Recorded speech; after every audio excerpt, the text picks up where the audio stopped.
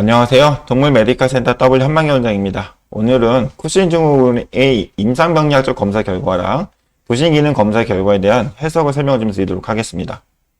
이 쿠싱 증후군을 진단할 때 가장 중요한 거는 호르몬적 검사라든지 임상병리학적 검사, 엑스레이 영상학적 검사들이 다 중요합니다. 거기에 더 중요한 거는 임상병리예요. 지난번에 설명드린 자료를 참고하시면 임상정에 대한 내용들은 있을 겁니다. 그리고 임상병리학적 검사에서 나타나는 특징 중 특히 이제 CBC라고 한다면 CBC에서는 백혈구가 증가하는 루코사이토시스 있죠. 그 백혈구 내에서도 호중구랑 단핵구가 증가하는 즉 뉴트로필리아나 모노사이토시스가 있고 그 다음에 림프구랑 호상구 같은 경우는 감소하게 되죠. 그 다음에 에오시노페니아, 그 다음에 림포페니아가 나타나게 됩니다. 이러한 것들을 통틀어서 스트레스 루코그램이라고 하죠. 스트레스 받았을 때도 스테로이드를 사용한 거랑 또는 쿠싱 증후군이 때 나타난 이런 CBC 결과는 거의 비슷하게 되죠.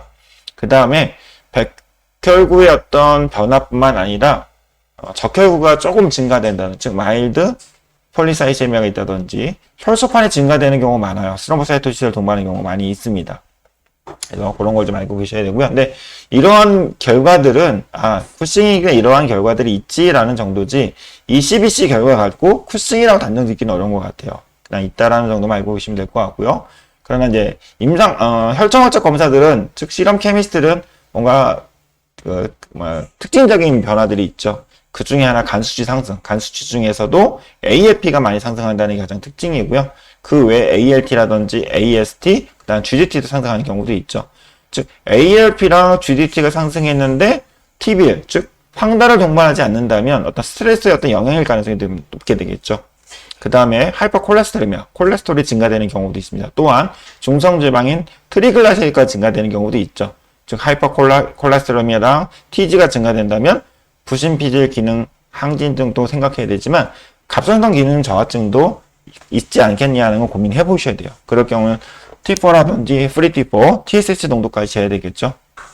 그 다음에 인슐린 저항성 때문에 하이퍼글라이세미아. 이 하이퍼글라이세미아가 좀 더 심해지게 되면 부신이 아니죠. 췌장 부위에도 어떤 독성 작용을 해서 베타셀들이 파괴되겠죠. 아일렛셀들이 파괴되는. 그럼 어떻게 되겠어? 당뇨가 발생하겠죠. 그런 것들이 있을 수 있고 저인산혈증이라든지 그 다음에 하이퍼나트레미아랑 하이포칼레미아도 나타날 수도 있다고 합니다. 다는 아니에요. 그리고 단요를 보기 때문에 저장료에 대한 근거가 있어야 돼요. 그래서 요 비중이 낮아지는 그래서 1.020 미만 정도 뭐 어떤 1.010 어떤 데는 뭐 진짜 0.030까지 보는 경우도 있는 것 같아요. 그러면서 아까 하이퍼글라이세미아 즉 고혈당이 있다면 요당이 보일 수 있죠. 글루코즈가 보일 수 있고 그 다음에 요단백이 보일 수 있습니다. 그래서 우리가 사구체 신염이 있는 환자에서 이민 컴플렉스가 침착되는 거잖아요. 근데 이것들을 개선시켜주기 위해서 면역 억압제를 쓰는 경우들이 있습니다. 그렇지만 쿠싱 증후군 환자 같은 경우에는 단백 요구가 나오기 때문에 면역 억압제로서 글루코코티코를 사용하는 것은 금기시 되어 있어요. 꼭 금기는 아니지만 거의 금기시 되어 있고 어떤 경우 필요한 경우 써야 될 경우도 있습니다. 그래서 단백뇨가 나오는 환자에서는 쿠싱 증후군이 아니라면 다른 이유 때문에 생기는 경우라고 한다면 아마도 면역 억압제를 병행하는 것도 필요할 수도 있습니다. 그리고 여러 개의 감염, 다음 날에 나타내는 쿠싱 증후군, 당뇨, 그 다음에 만성 신부전 이런 환자들은 하부 비뇨기 증상이 없는 상태에서 방광염에 동반하는 경우들이 있어요. 그래서 임상증이 나타나는 경우 5% 정도로 낮다라고 하기 때문에 요 검사를 통해서 요에 감염이 있는지를 보셔야 돼요. 필요하다면 세균 배양 검사를 보내셔야 되고 그리고 쿠싱 증후군 환자의 한 50% 정도가 방광염을 동반했었다는 보고들이 있습니다. 한 임상병리학적 검사는 이런 정도로 정리하면 될 것 같아요.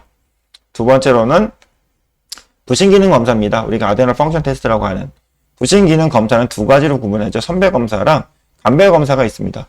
선별 검사는 임상 증상이라든지 그다음 영상학적 검사, 그다음에 임상병리학적 검사로 이 환자는 거의 쿠싱이 맞을 것 같아 라고 할 때 정말 쿠싱인지 아닌지를 감별하기 위한 검사예요. 그래서 임상 증상만 보고 이런 선별 검사를 먼저 하는 건 좋지는 않습니다. 다른 임상병리학적, 그다음 영상학적 검사를 해서 정말로 쿠싱 증후군이 더 의심이 된다 라고 할 때 스크린 테스트를 하시면 맞을 것 같아요. 이 스크린 테스트는 여러 가지 방법이 있는데 첫 번째로는 베이저 코티졸 농도가 재는 경우도 있고요. 또는 HTT 자극 시험하는 경우 또는 LDDST처럼 억압 시험을 하는 경우도 있고 그 다음에 UCCR처럼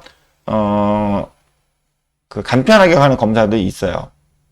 근데 가장 많이 권장되는 건 LDDS들이죠. 근데 이 LDDS들을 사실 저희 임상에서 많이 이용하지 못하는 이유는 8시간 정도의 검사 시간이 필요하다 보니까 좀 불편한 점이 있어서 1시간 만에 끝나는 HTH 자극시험을 좀 더 선호하는 것 같아요. 네, 논문상에서는 LDDS를 더 많이 권장하게 됩니다. 또는 병원에 내원했을 때 스트레스를 많이 받는 상황들이 있기 때문에 일단 뭐 쿠싱 가능성이 있느냐 아니면 쿠싱을 완전히 배제해도 되느냐라는 걸 검사하기 위해서 UCCR을 많이 이용하죠. 즉 집에서 보호자분이 소변을 아침에 받아서 오면 그걸 검사했을 때 UCCR 검사가 정상이다. 그럼 이 환자는 쿠싱 가능성이 많이 낮겠죠. 근데 UCCR이 정상보다 높다면 쿠싱 검사 해볼 필요가 있네? 이런 정도가 되니까 그런 목적으로 사용하게 됩니다. 즉 스트레스를 많이 받는 환자에서 고민을 해볼 수 있는 검사 방법 중 하나입니다. 뭐 자세한 건 뒤에 설명 좀 드리도록 할게요.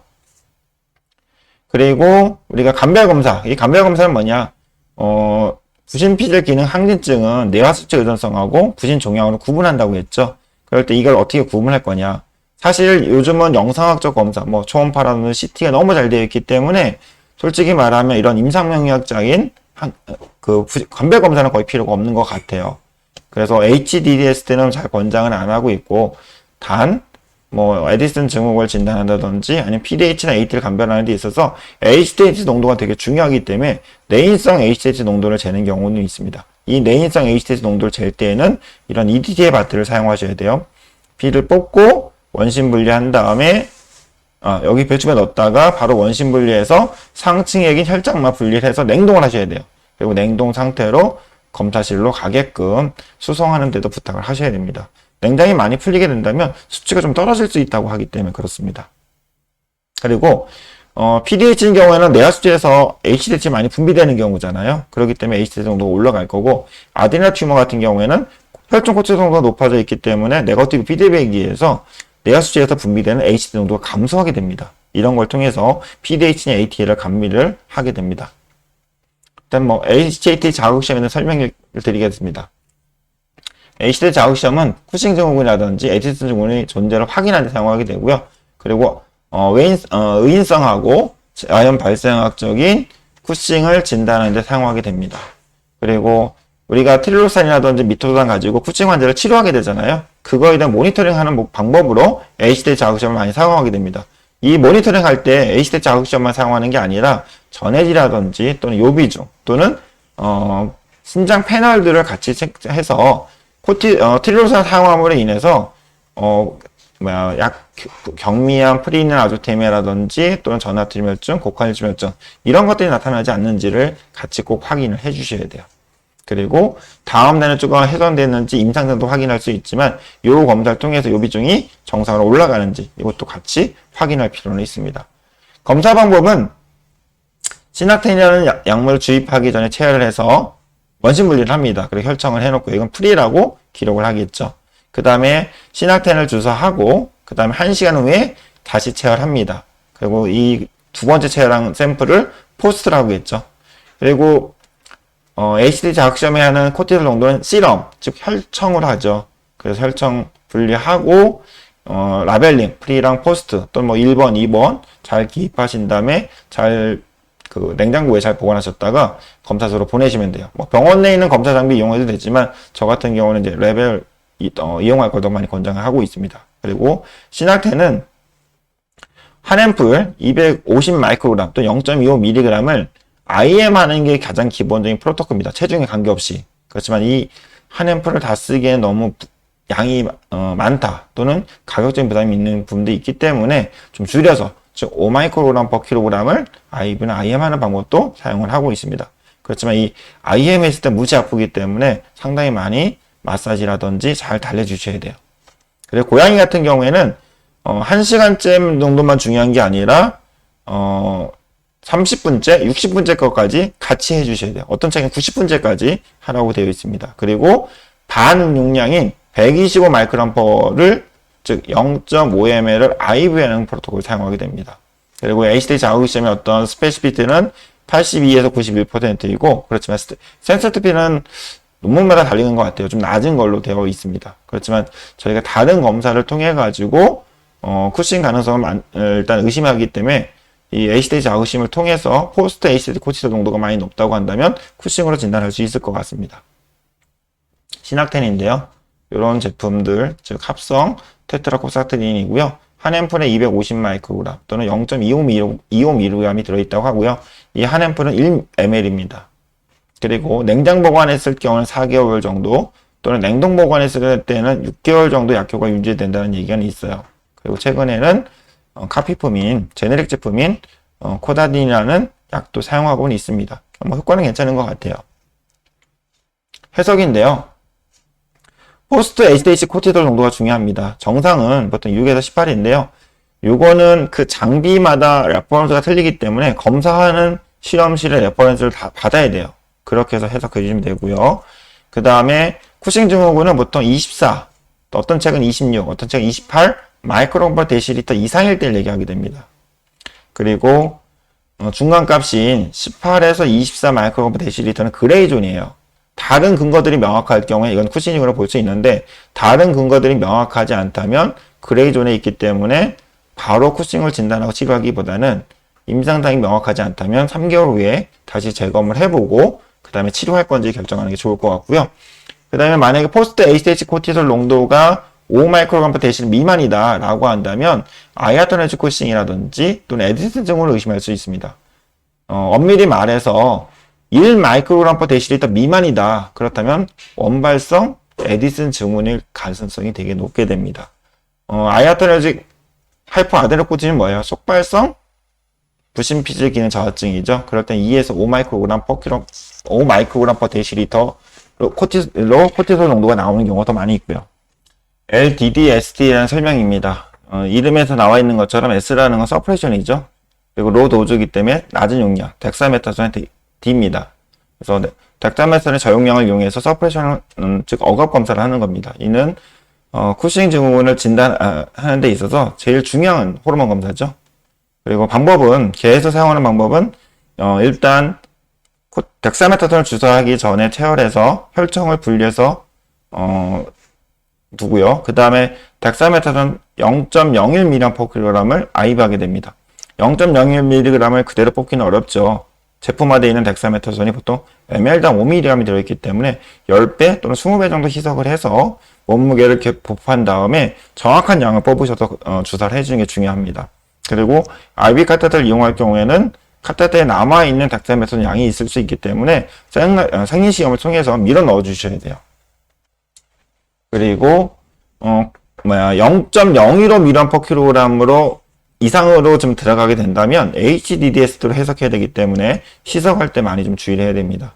그리고 4시간째랑 8시간째 체열을 해서 혈청을 분리한 다음에 그 샘플을 냉장 보관하시면 됩니다. 그래서 제로, 그다음 4시간째, 8시간째 라벨링을 해주시고 샘플 의뢰하시면 되고요. 고양이는 0.1mg/kg을 사용하시면 됩니다. 그리고 우리가 사용하는 튜브가 여러 가지가 있잖아요. 이런 EDTA 튜브. 혈장을 분리할 때 사용하게 되고, 또는 CBC 검사할 때 사용하면 되죠.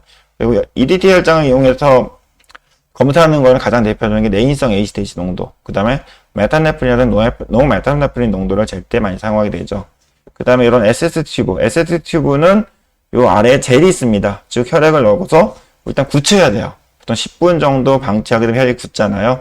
고동 상태로 원심 분리하게 되면 이 젤 아래로 혈구들이 분리가 되고 위에는 혈청이 있게 됩니다. 그대로 부으면 혈청 분리가 되죠. 근데 만약에 원심 분리했는데 혈구가 분리 안 되는 경우가 있어요. 그럴 때는 완전히 굳지 않은 상태에 원심 분리했기 때문에 그렇습니다. 그다음 이런 플레인 튜브를 사용할 때가 있어요. 즉 SS 튜브랑 다른 점은 젤이 없다는 얘기죠. 이 아래쪽 젤이 없습니다. 그리고 이 플레인 튜브도 두 가지가 있어요. 코팅이 되어 있는 게 있고 코팅이 안 되어 있는 경우. 코팅이 되어 있는 경우는 응고가 빨리 되게끔 하는 건데 코팅이 안 되어 있는 제품들은 천천히 두셔도 한 10분이면 다 굳게 됩니다. 근데 왜 플레인 튜브를 사용하느냐? 페노바비탈이라든지 또는 포타슘 브로마이드 이런 것처럼 약물 농도를 재고자 할 때 사용하는 튜브가 되겠습니다. 해석인데요. 제일 중요한 건 8시간째 코티솔 농도입니다. 8시간째 코티솔 농도가 1.4 마이크론 퍼 데시리터 미만이라면 정상이에요. 그렇지만 1.4 마이크론 데시리터 이상이라면 서프레션이 안 됐다고 보기 때문에 쿠싱 증후군 환자로 진단을 하게 됩니다.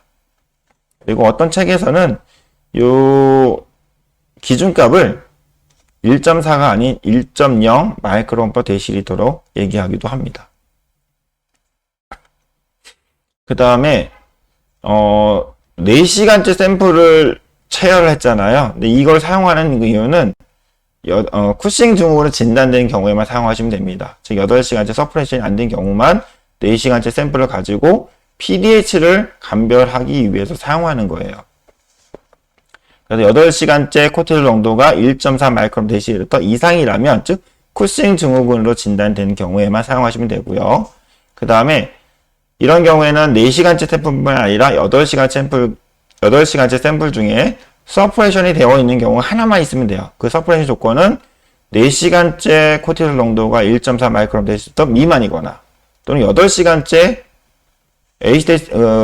코티졸 농도가 1.4 마이크론 데시리터 미만, 또는 너무 높아서 1.4까지 안 내려가는 경우가 있어요. 그럴 경우는 베이스라인, 즉 0시간째 값보다 50% 이하로 떨어졌냐를 보게 됩니다. 그러니까 4시간째가 베이스라인보다 50% 미만이냐, 아니면 8시간째가 50% 미만이냐, 이런 4가지 조건이 있는데 이 중에 하나의 조건만 충족하더라도 서프레션이 됐다고 보는 거예요. 그럴 경우에는 pDH로 진단하면 됩니다. 아래 옆에 보면 샘플 몇 개가 있는데요. 첫 번째 샘플 볼게요. 제로시에 4.5였어요. 8시간째 보니까 0.8입니다. 1.4 미만으로 내려갔네요. 그렇다면 일단 정상이죠. 그러면 노말인 거고 4시간째의 코티졸 농도는 판독할 필요가 없습니다. 두 번째 샘플을 볼게요. 베이스라인 6.3입니다. 8시간째의 코티솔 농도가 1.8이네요. 1.4번 높으니까 얘는 쿠싱 증후군이죠. 그 중에 4시간째 샘플을 보니까 0.4네, 0.6입니다. 즉 1.4보다 낮죠. 그렇다면 서프레션이 된 거잖아요. 그럼 이 환자는 pDH대로 진단하시면 됩니다. 그리고 세 번째 샘플을 볼게요. 8.9예요, 베이스라인이. 근데 8시간째 5.0. 이미 1.4보다 높죠. 그럼 쿠싱 증후군이죠. 그러면 8시간째 얘는 8.9보다 50% 서프레션 되지는 않았죠. 얘는 빼고 4시간째를 볼게요. 4시간째도 베이스라인보다 50% 정도는 억압이 됐죠. 그렇다면 이 환자도 pDH로 봅니다. 즉 억압이 된 걸로 봐야 되기 때문에요. 그래서 네 번째 증례를 볼게요. 베이스라인이 7.9예요. 근데 마지막 8시간 4.7. 그러면 좀 떨어진 것 같지만 4.7이니까 1.4보다는 높죠. 그러면 이제 쿠싱 증후군인 거고. 그럼 4시간째와 8시간째 서프레션 조건을 볼게요. 1.4 둘 다 만족하지는 않죠. 이건 제외되고. 그럼 50% 됐냐 볼게요. 4.7은 8시간째 4.7은 그럼 7.9에 50%는 얼마죠? 3.95 정도? 그럼 4.0 미만이 서프레션 된 거잖아요. 그러면 8시간째, 8시간째 둘 다 서프레션 안 됐죠. 그러면 얘는 서프레션 되지 않았으니까 그냥 쿠싱증으로 보는 겁니다. 즉 pDH인지 AT인지 감별이 안 되는 거예요. 이걸 감별하기 위해서 영상학적으로 총파를 봤더니 양쪽 부진이 크다. 그렇다면 pDH 가능성이 높고, 만약 한쪽만 크다. 그럼 AT인 가능성이 높겠죠. 그렇게 좀 판독하시면 됩니다. 마지막으로 UCCR에 대한 설명을 좀 드릴게요. 앞에서 설명드린 것처럼 UCCR은 병원에 내원하지 않은 집에서 채취한 요를 가지고 검사를 하셔야 됩니다. 즉, 이 환자는 병원에 오면 많이 스트레스를 받아요. 검사하는데 많이 지장이 돼요. 이럴 때 이 환자가 쿠싱 가능성이 있냐 없냐를 감별하기 위한 방법을 사용하게 됩니다. 즉, 스트레스를 받지 않은 상황이기 때문에 집에서 일어나자마자 소변을 볼 때 샘플을 받는 걸 전제로 하고요. 그리고 한 번 받는 게 아니라 두 번에 나눠서 받을 걸 말씀을 드리게 됩니다. 그리고 냉장 보관했다가 병원에 가져오시면 되고요. 그리고 검사할 때 이 계산하는 기준은 우리가 사용하는 컨벤셔널 유니트가 아니라 인터내셔널 유니트로 바꿔야 됩니다. 그래서 코티솔은 마이크론 퍼 데시리터를 나노몰 퍼 리터, 그 다음에 크레아틴은 미리그램 퍼 데시리터, 이거를 마이크로몰 퍼 리터로 바꾸게 됩니다. 그래서 우리가 사용하는 방법대로 코티솔과 크레아틴을 나누게 되면 312 정도로 곱하면 인터내셔널 유니트라고 합니다. 이렇게 계산이 너무 힘들죠. 그러다 보니까 랩에다가 의뢰하시면 검사 결과가 나오게 돼요. 이 환자 같은 경우에는 유린 코티솔이 23.1, 그 다음에 유린 크레아틴이 31.3입니다. 그랬을 때 UCCR은 230이 나왔네요. IDX에서 제한되고 있는 참고치는 34입니다. 34 미만이라고 한다면 그냥 쿠싱이 아니냐라고 얘기할 수 있는 거죠. 근데 34보다 높네요. 그럼 이 사람은 쿠싱이다? 아니, 쿠싱이다는 얘기할 수는 없죠. 쿠싱에 대한 가능성이 있으니까 검사해 볼 필요는 있습니다가 되는 거예요. 그렇게 해석하시면 됩니다. 예, 오늘은 쿠싱 증후군 환자들의 어떤 임상명리학적 결과들을 해석하는 거랑 그 다음에 부신기능 검사했던 결과들을 판독하는 방법에 대해서 설명을 좀 드렸습니다. 지금까지 들어줘서 감사합니다.